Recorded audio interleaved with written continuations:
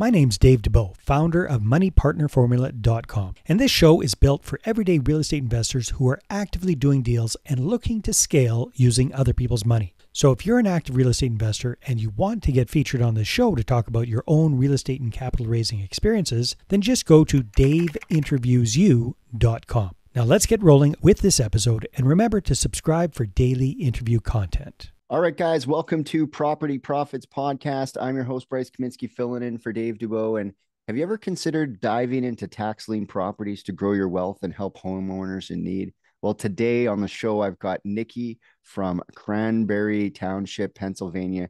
She's here to share her inside tips on how to succeed in the unique investment niche. Welcome to the show, Nikki. Great to have you here. Hi there. Thank you for having me. Yeah, there's a huge business.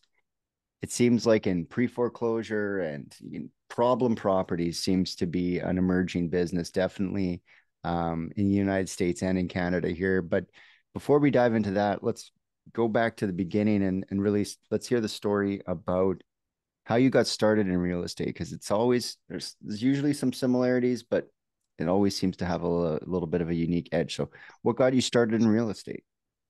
So it started whenever we lived at our previous property, closer to Pittsburgh, and we were remodeling. We wanted to remodel the kitchen and basement and everything. And I just started looking a lot into what's going to increase the value most in our property. Mm-hmm. What are we going to get the biggest bang for our buck? Yeah. And we added a bathroom and updated the kitchen. And that I got it really close on what I thought our house was going to sell for when we eventually did sell. And I was like, it's going to sell for higher. Like, look at all these comps. I kind of got the bug and started really getting into it. And I got pretty close to, we got very high, close to our asking price. Again, that was prior to COVID. So still kind of like the market was like, meh, Mm-hmm. and then a couple years later, I think it was like 3 years later, COVID hit. Um, but yeah, so that's kind of, I found out that I was kind of good at it and I enjoyed it. And so I started thinking about that as an extra stream of income, having long-term rentals. Yeah, having some property, because you see it, everything seems to double over 10 years. You look back 10 years and you look at what today is, and it's like a forced savings account. If you can hold on to it, you can usually profit from that. So since then, what sort of real estate have you been able to kind of get yourself into? So we ended up moving, sold it real well, our last property, moved into property here in Cranberry, and I gave birth like 3 weeks later, in the middle of a snowstorm. Gave birth, so kind of real estate was on the hold for a little while, but then I got antsy and started approaching, hey, all right, what am I going to do now? We did not have the capital. We had a decent amount of debt because children cost a lot. Mm-hmm. Mm-hmm. And we did not budget and prepare for that. We did not think it was going to be quite that much. And it was a lot more. So that's something that I would have done differently in the past. But then I was like, okay, well, let's start researching. And I started going down the YouTube rabbit hole, um, really learning about everything. Bigger Pockets was a big Mm-hmm. influence on me early on. And I needed the lowest barrier to entry, and that was repository or tax sales. So I went down that rabbit hole of learning that, and got several properties. So um, tax lien's an interesting business because it is a place where there's a lot of properties that can be acquired for relatively low amounts of money, but you do have to know how to navigate that particular part of the market. So what was one thing that you were surprised when you started looking into that niche of buying property? How much how much research it requires. It requires an incredible amount of research so you don't get yourself in trouble. you can get yourself into legal trouble or financial trouble really quickly Mm-hmm. with those. So I do always do my own title search before I even bid on a property and see, are there any hidden liens? Because usually the county will be like, oh, there's no liens. And then you go do the title search and there's, a $50,000 federal lien. You're like, Mm-hmm. I don't want that, unless it's an obscenely good deal. And you run your numbers. By the time I get to the point that I'm doing a title search, it's like I am like committed Mm-hmm. unless I find something ridiculous. Um, and I mean, there's nuances with every county. So you just have to be careful and know, um, like for example, with Pennsylvania, there's repository, which is the lowest properties. It's basically the properties that nobody bid on, nobody wanted, nobody sees value in. And for a majority of them, that's true.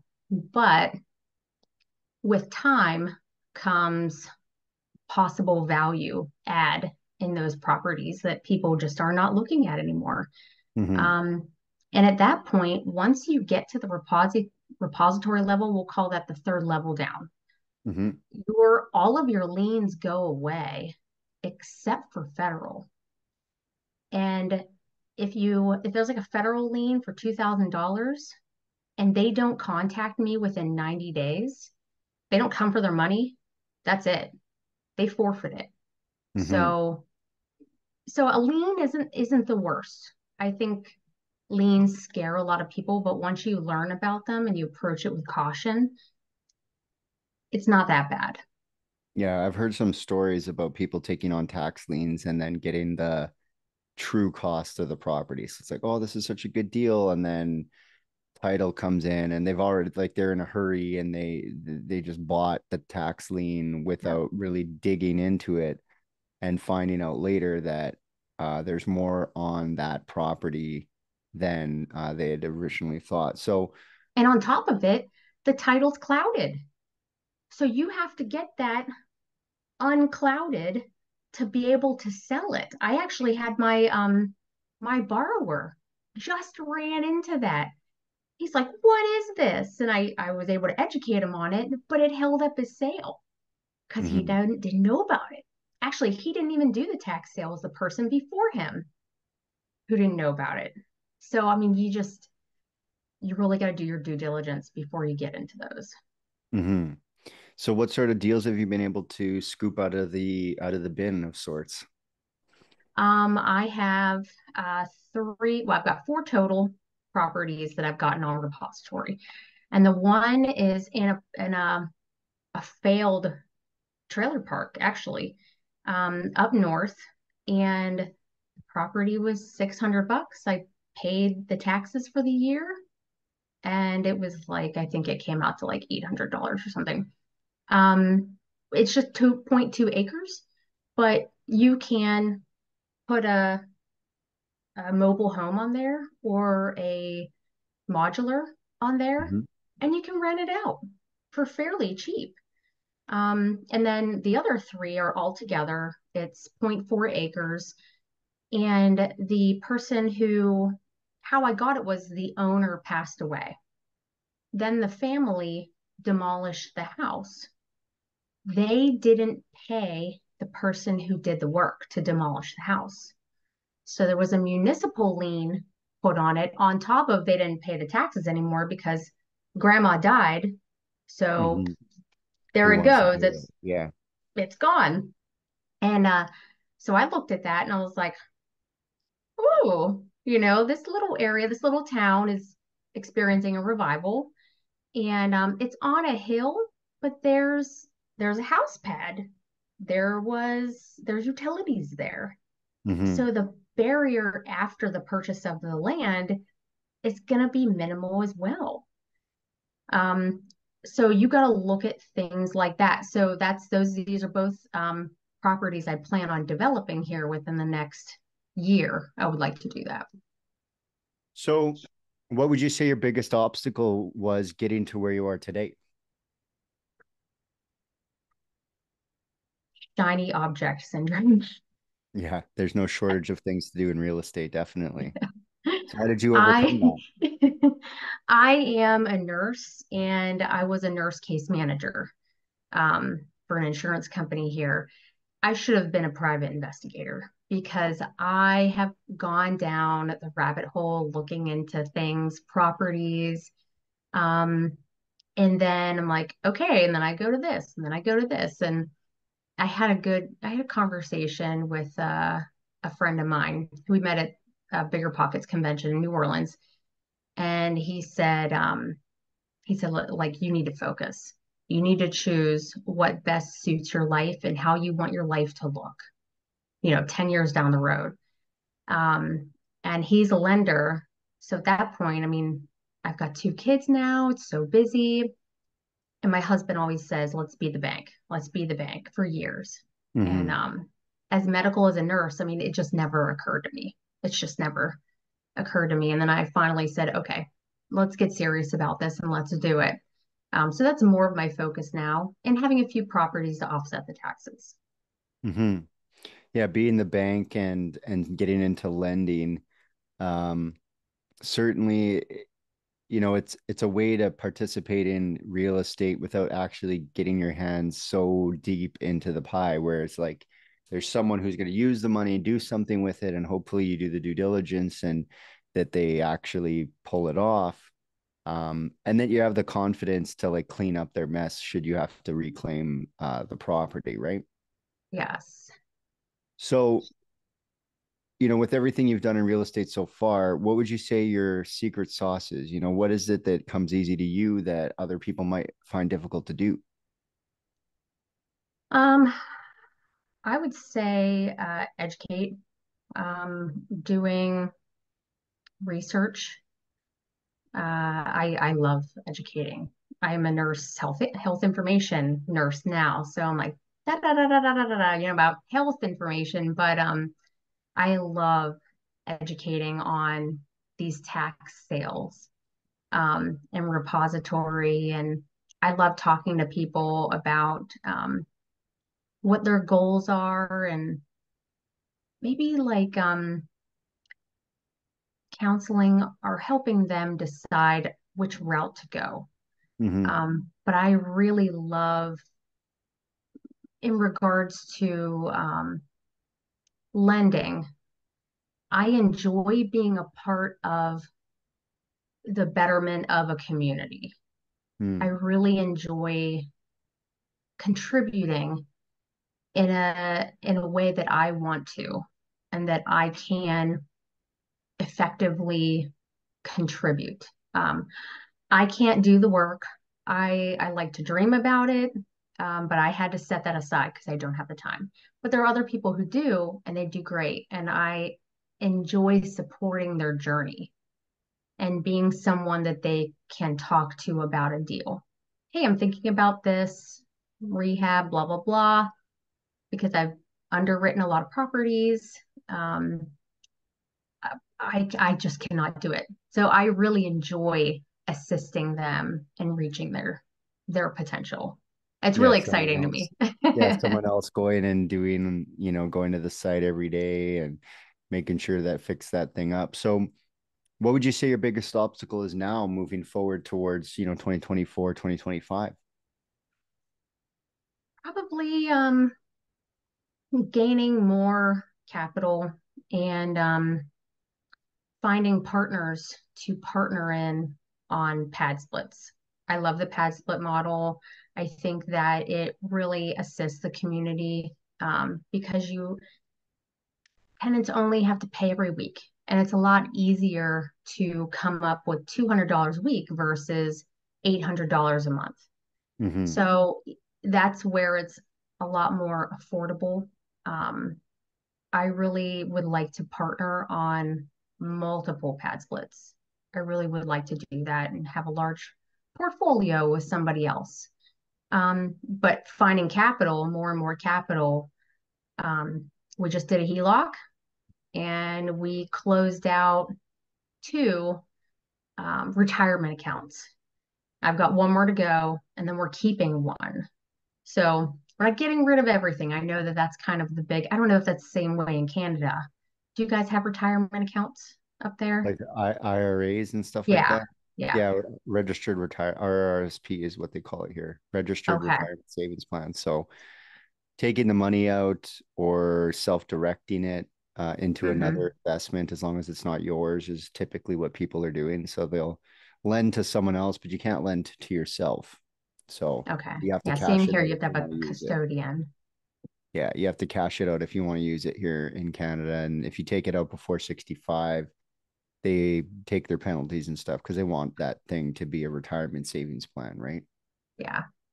So, I recently heard a quote. She said, this is supposed to be a retirement account. She's like, I want to retire at 45. So she's like, so I did it. And she bought properties and she made sure that she offset the taxes with accelerated depreciation. mhm, So she like offset the tax and penalty. So I was like, well, that makes a lot of sense. We've got 4 of these silly accounts. Why not just keep one and then mhm, put more into it and then do that?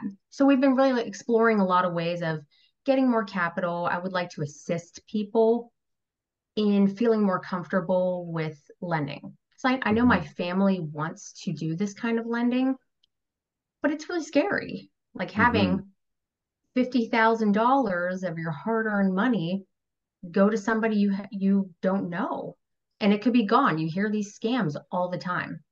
So I mhm. would really like to assist people in deploying that capital to get a much better rate of return than the stock market. And you say you have one of those that you're putting together right now, Um, where you're yeah, lending on a deal with I think you said it was a business partner or a contractor. yeah. I have a partner, an investor friend who we partnered on this recent Orlando deal, and it's a flip. They do high-end flips that have a history of selling really quickly. They're nicely done. They're in a really nice community. Um, so we lent on that, and we both put in close to 50,000, and then we'll receive a return. And Mhm. that's within 4 months. Yeah, the flip business is interesting because you can put the money in 4 to 6 months, look for that return, and usually when it's annualized, it's like 20 or 25% on your capital if you're able to pull it off twice. And that's really where you want to partner with people who have that deal flow and also that track record that they actually can do it in 4 months, because 4 months on paper and then 4 months in the real world might be more like 6 or 7. And now the profit's starting to go because typically the carrying costs on a flip are not low. It's usually a hard money loan, and it's Yeah, I was to speed say, is of the especially the hard essence. money loan. Yeah, yeah, 10, 12, 15, 20%, whatever it is to get into the deal, right? Plus whatever fee they're charging to instantiate the loan. So right now, when you're looking at raising capital, what sort of things are you doing to get access to more capital to fund your deals? Um, use some credit cards. Um, you used to be able to go through plastic to kind of liquidate those to go to title. Um, Plastic is having issues right now. I think Melio does that. So you can use some credit cards. You cannot use Amex. Like there's little things that people don't know, and they Mm-hmm. might get a $50,000 Amex thinking that they can wire this to title, and Amex does not allow you to do that. No, Um, I think you have to like write a check or something. You have to do like it's not direct, or well, if you because I do a know in cash Canada you can do it. advance, Yeah, the fees 20%. are like 29%. Yeah, they're obscene. Well, So with sometimes Melio or access plastic, is it's 2.9. yeah, if you can find a way to do it without going through that, then that's definitely advantage. So what about private individuals? Are you going to networking events? Are you connecting with other investors to see what their lending goals are or what they're doing? Oh yeah, yep. I went to Bigger Pockets again this past year Mm-hmm. and networked a lot. Met a lot of great new people. Caught up with old friends. Um, yeah, always networking, getting on Zooms and meeting people. Mm-hmm. It's nice now you can meet somebody over the internet. You can still meet them face to face and get a good idea of their personality or Mm-hmm. their intents. So I do that. Um, I would like, I've talked to my friends and family. Uh, there's they're just very worried. I mean, and rightfully so. So Well, the thing you're up against there is that friends and family, it's the old, and this is something I learned early on with capital. Friends and family, if they don't invest with you, then you can't hurt yourself.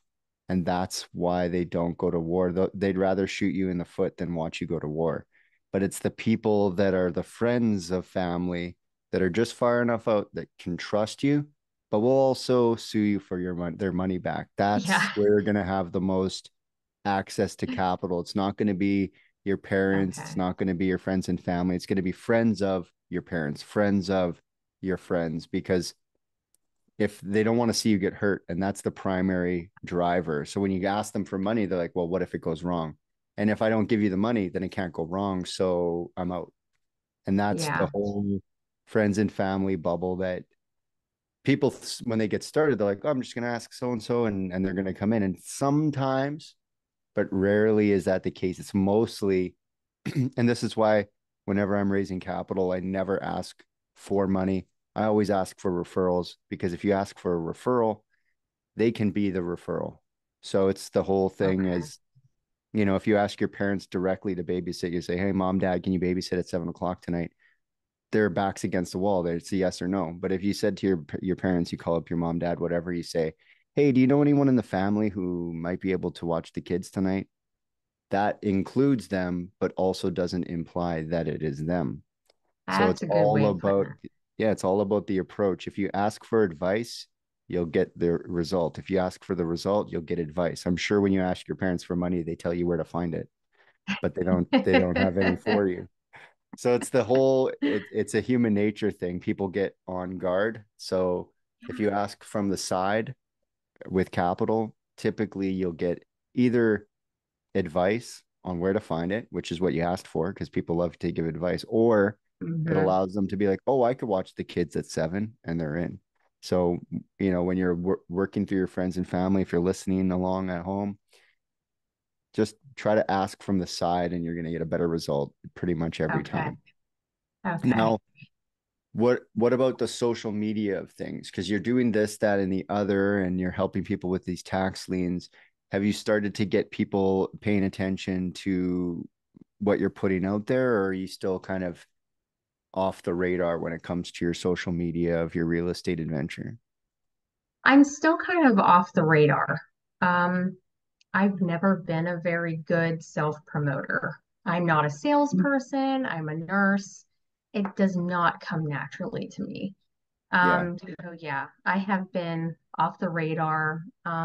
But I am definitely being called to to speak up Mm-hmm. and offer um, offer a sound mind on that and partnership. Um, yeah, I'm bad about social media. I'm really bad.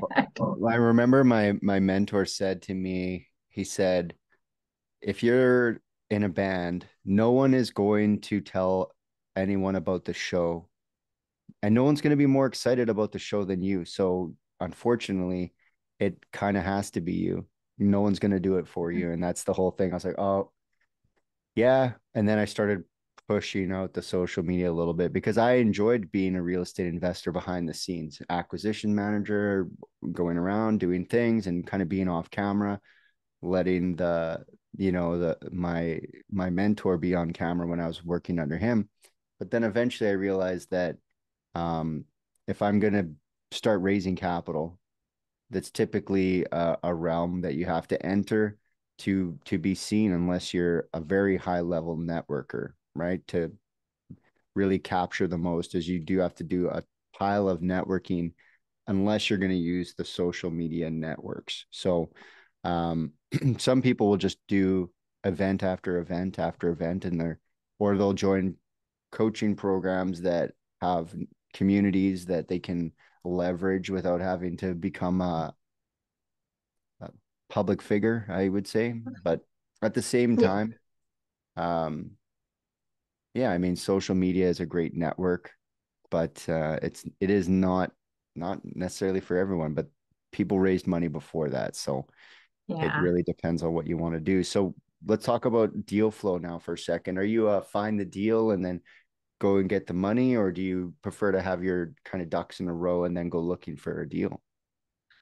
I'd rather have my ducks in a row.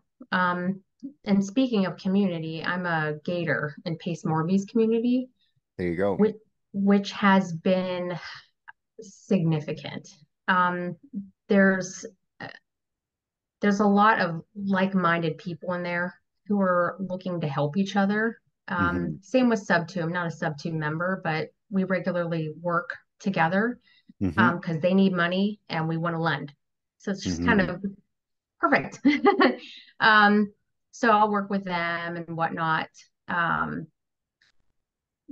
but yeah, I Yeah, mean, getting into that The Gator community. community certainly putting deals together. I've had a handful of you guys on the show lately, probably because you all signed up at the same time, but that's fine too. What's really interesting is the creativity that you guys are putting together when it comes to funding some of these opportunities, because sometimes it's last minute Hail Mary funding, and you might not like the rate, but you definitely might like the deal. So yeah, it's communities exactly like that. So if you're listening again at home and you're wondering, oh, I'm kind of in a bubble of my own thing, try to get involved in these communities that are doing deals, and then you'll be carried away with the current. You don't really have to swim against the current and try to find your own thing. You can just jump in the river and let it drag you along. So Yeah, yeah, that's what I with the love. I mean, it's a very much a community of it's closers. closers. Yeah. Mm. How can we do this? Not we can. It's okay. How? Let's Because find you the have one answer. person, well, you have these people who are like, I want to do this. And then there's people on the left that are like, I want to fund things. And then Hmm. the Gator community is great because it's like, we already have a yes from I want to do this deal. And we already have a yes with I want to fund deals. It's just like, can I match this yes and that yes and make an actual deal happen? Because do they like the Yeah. terms? Do they really love the deal that much to take these terms? Then whether or not the deal is going to happen. So, what's your experience been so far with either witnessing some of that or being part of some of that? Um, Working with my friend Wes, with the Gator community or with the Sub 2 community. Um, I'm a part of the Pittsburgh group here, Mm-hmm. the Squad Up group here, and they do a lot of those deals. Um, we're often really a group that likes to help people. And as a nurse, like that's my go-to, like that's my comfort bubble is Is you're this in like, serving people? Yeah. yeah, it's like, okay, you're in, it's homeowner who's in foreclosure. I would say this is one of my favorite areas is, okay, you're in foreclosure, you're in an awful situation. I don't know how you got here, but hey, I can help you on a path out. And not having to have a foreclosure on their record, I mean, is just awful. And I know it would be great if they didn't, you know? And it's this community that absolutely loves, like they will go the distance to get some down to the wire. And I met with somebody about that who was in my community going through a foreclosure and worked diligently to try and get them out of that situation. They chose to go a different route, which is not what I would have done. But because they didn't want to leave their house, and I don't blame them. But very much helpers and community involvers and elevators. Yeah, if you can avoid foreclosure, I mean, we can't save them all, but if you can, avoid a few that maybe don't have to happen, I think that's the big part of foreclosure that I really love when I'm hunting foreclosures is like, okay, so you've got enough equity to bail yourself out, but they don't know how. They don't know if they even Yeah. can. They've kind of like already laid down and said, I'm just going to let this thing happen. And you get in there and maybe you can get a few dollars for your trouble, but ultimately it's can we get them out of this situation and hopefully they learn their lesson without having to learn it the hardest way. They're going to learn a little bit of a lesson either way because they're probably going to have to short sale the thing or sell it for less than maybe what they want. But Mm-hmm. they don't have to learn the hardest lesson, which is like the sheriff taking them out. When I was first getting started, I found an auction property on a road that I used to live on when I was a little kid. And I went, this was my first one. I went and I said, hey, I see your house is up for auction. Would you be interested in, doing this, moving out and we can do, subject to or whatnot. And the auction was in 2 days. And I was like, we just have to have a contract. I can take it to the county and say, we have a contract. Can we cancel this auction for now? Mm-hmm. And he's like, oh, I don't know. I'm like, okay. I'm like, we have limited time. Here's the paperwork. Give me a call. And he didn't. And he called me the day after the auction and said, Nikki, they auctioned off my house. Like I didn't think that would happen. Yeah, Is there doesn't make a anything move you in can time. do? I'm like, no, like I tried. And that's so frustrating because I mean it could have got him into he had a lot of health problems and he really needed to be somewhere with less maintenance. Mm-hmm. And I was like, I can help you with this and not have a foreclosure so you can get into an apartment without, all these other issues. And he did not believe it. They came And to not the in front time. yard and auctioned the house. Yeah, not in time. And sometimes, like I was saying, you can't save them all. So when it comes down to the real estate thing and the private lending, the gator community and these different tax lien properties and educating people, if they want to connect with you, they want to find out more, what should they do? How do they find you? They can, I'm on social media.